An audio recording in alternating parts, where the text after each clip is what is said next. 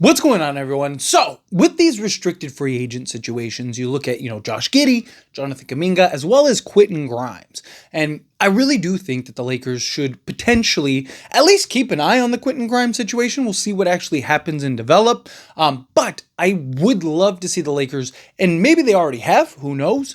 But I'd love to see the Lakers kind of throw their hat in the ring, try to see if they can acquire somebody like a Quentin Grimes. I think he's a guy, he's young enough to kind of fit the foundation for now and the future. I talked about maybe giving like a Cam Thomas, kind of the Malik Monk opportunity, where you signed Malik Monk on a prove-it deal, right? He ends up coming to Lakers for the spotlight, kind of betting on himself, and ended up paying off and getting the bag that he wants, right? You have Tim Buttons, who talked about how Quentin Grimes just doesn't have the market that he was looking and expecting. He wanted 20 to 30 million, that kind of range, and he just hasn't gotten those type of offers from teams. But the other thing is, he is a restricted free agent, right?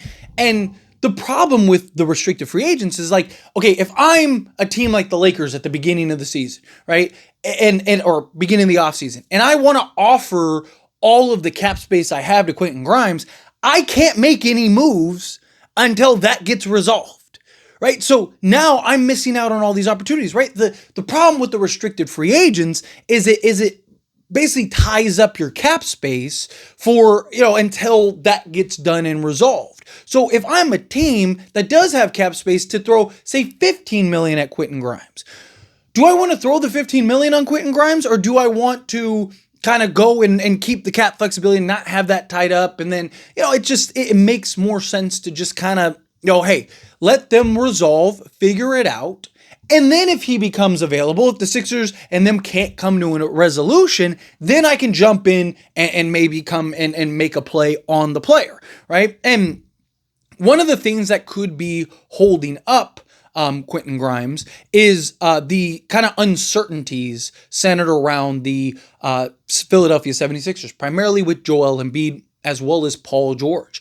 Joel Embiid, he looks like he's cooked. His knees are apparently completely shot. There was, a former teammate that was like, dude, the guy, I don't even know how he's walking, let alone, playing basketball. And so the report came out, again, Tim Buttons, Grimes is in the same situation as Kuminga and Golden State, Giddey in Chicago, and Thomas in Brooklyn. He's a talented player who should be generating offers, but he's a restricted free agent, and hardly any teams have cap space to pursue him, leaving him in a difficult position to negotiate. Right? There's also uncertainty about Joel Embiid and Paul George health issues.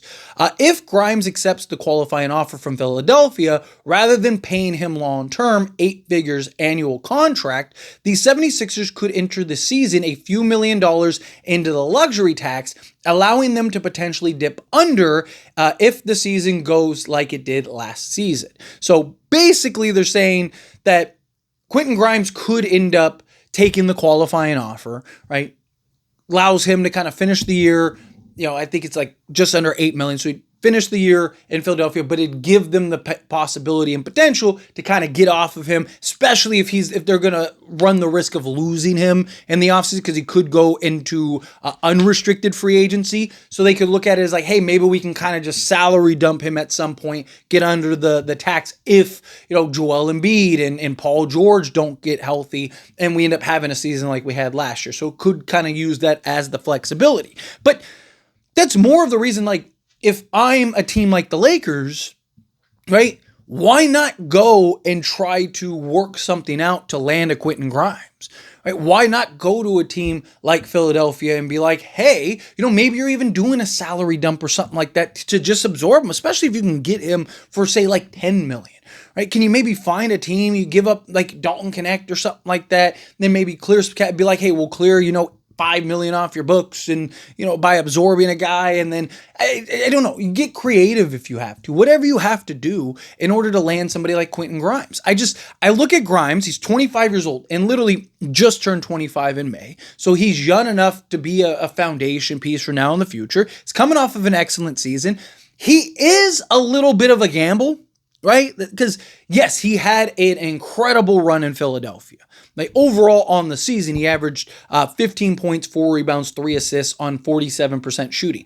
But we've seen guys have a really good season or a really good stretch or just be in a really good situation. Because you got to keep in mind, he went like the thing that really skyrocketed his point total and everything was going to Philadelphia, right? And last year in Philadelphia, I mean, they were one of the worst teams in basketball because their entire roster was hurt, right? So he got a lot of minutes. He got a lot of shot attempts. He got a lot of opportunity. And look, it paid off. But you look at like his time in Dallas. He averaged 10.2 points per game, right? On 7.8 attempts, right? Well, he goes to Philadelphia and he averaged almost 22, like literally 21.9 points per game. So 22 points, but he got 16.4 field goal attempts. So he got more than double the field goal amounts. So how much of Quentin Grimes was just the situation as opposed to him being that kind of higher upper echelon guy? But I think, to me, I look at him, he's low risk, high reward, because you're probably not going to have to pay him a ton. 2, if it works out, it gives you Austin Reeves insurance, right? Because he's a guy that, similar in age, he's, slightly younger, but similar in age, giving, quality production. Right? And at worst, he's maybe your sixth man off the bench that's coming in and give you new production for a bench that was one of the worst offensive benches in all of basketball last year, right? Like, I just, again, throw your hat in the ring, right? What do you want to land Quentin Grimes? Maybe he accepts the qualifying offer and gets traded because, he's like, hey, I'll only take the qualifying offer if you trade me to the Lakers, right? Like, and then that way they get something back from them, especially if the reports are true and Philadelphia is essentially looking to sign him just to trade him at some point. Right? Like, you might as well, if you can get off of it now, right? Maybe you can do something where, you land a Dalton Connect or something like that. Or maybe you're doing a more, a bigger, more expansive trade, right? Maybe it's Quentin Grimes and can you get like a Kelly Oubre or something and sending out assets and players and whatever else, right? Because then now you get another, athletic, versatile forward on top of, bringing in a Quentin Grimes and, maybe give up some assets. The other thing too with Quentin Grimes, like you're not going to have to give up a first or anything like that, right? Because again, it would be, you're essentially bailing out the Philadelphia 76ers, right? Like, or at least you shouldn't have to give up a first, right? Maybe a second or like a pick swap or something like that just for kind of, facilitate. Like you see a lot of times, like guys will get signed and traded and it's like, here's 2 seconds as, thank you for working with us to land him type thing. But you usually don't see something unless it's like a big player. But again, there's a lot of question marks with Quentin Grimes. He balled out last year. I don't want to take anything away from him. When he went to Philadelphia, he got the opportunity and he seized it. Right. But again, how much of it was that it was just the circumstance of him being in Philadelphia. Right. Now goes to the Lakers. He's not going to be he's not going to take 17 shots a game. Right. I'm not expecting him to average 20 points, but can he give you, 14 or 15 off the bench? Can he give you, quality production? Right? Also, the defense, he hasn't been great defensively. Now, he has the athleticism and the defensive upside to be good defensively, right? Like, I think he can be better defensively than Austin Reeves is, right? But he hasn't been great the last year in particular, right? So that's just something you got to keep in mind. But also, when you're on a team like the Lakers, where you're trying to compete and contend and win for a championship, that could go very differently, right? But Quentin Grimes, I mean, if it works out, I mean, he could be your guy that you slot in alongside Luka for the next 8+ years. Or again, it's one of those things where it's like, hey, we'll give you the opportunity.